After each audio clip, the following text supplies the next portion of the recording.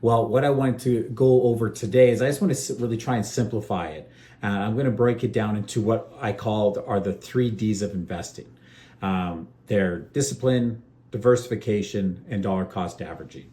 And I just want to show you how mastering these 3 principles can help set you up for long-term financial success and short-term as well too. But we're going to focus on that long-term goals you may be having. So, yeah, I mean, if you're new to investing or if you've invested for a long time, these strategies are definitely going to help a lot with just building your wealth, reducing your risk, staying on track, no matter what the market throws at you and what's really going on. If you follow these, you're going to be all right. So the first one is discipline. And the key to long-term investing success is just staying disciplined in what you're investing in. Just sticking to your plan.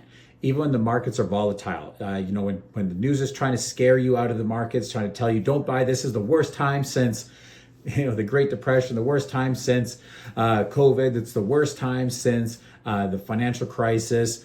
They're selling headlines. It's not financial advice. They're not trying to give you financial advice on what you should or shouldn't do. They're trying to get views and clicks, and that's it.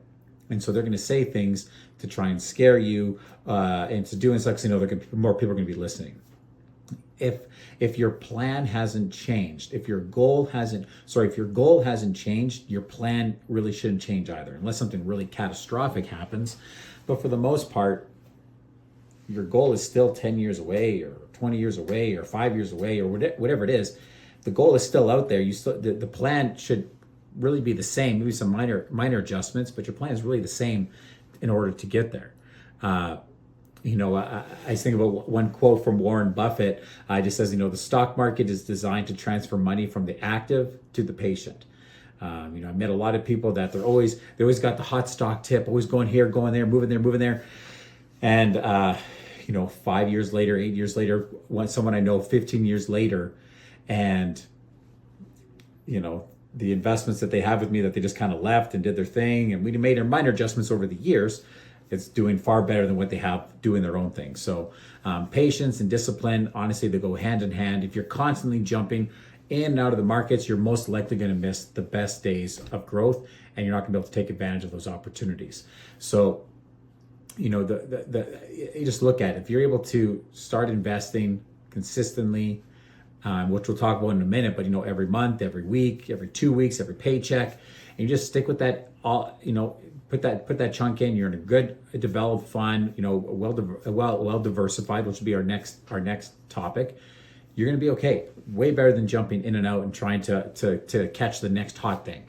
So really, you just want to look and say, okay, what actions am I going to do today that are going to help me 30 years from now, that you're going to most likely end up at your goal with significantly less risk, less volatility, and just riding out the goal. So, how I want you to kind of focus and get started with being disciplined is just creating an investment that you can stick with. I'm not saying you need to go super aggressive or you need to try and get the maximum amount of returns as possible. If you're new to investing or you're nervous about the ups and downs, maybe doing something more mid-range or even conservative is totally fine, though you need to stick to that plan. And that comes down to the investments that you're doing. Unless something changes with those investments, stay the path, what you're putting away every month or every year, however you're doing that. Ignore the noise. One of my biggest pieces of advice on this is if the news is telling you not to invest, if everyone's around you telling you not to invest right now, it's really, really bad, that's probably when you should be investing. That's the best time. Whatever you've got, $100, $5,000, $40,000, chuck it in, and that's probably the best time to be investing. But the biggest piece is just setting up automatic contributions. So you don't have to think about it. You get paid every second Friday, have your contribution come out every second Friday. So you're not having to think about it. It's not a big process. It just gets done. You don't have to worry about that stuff.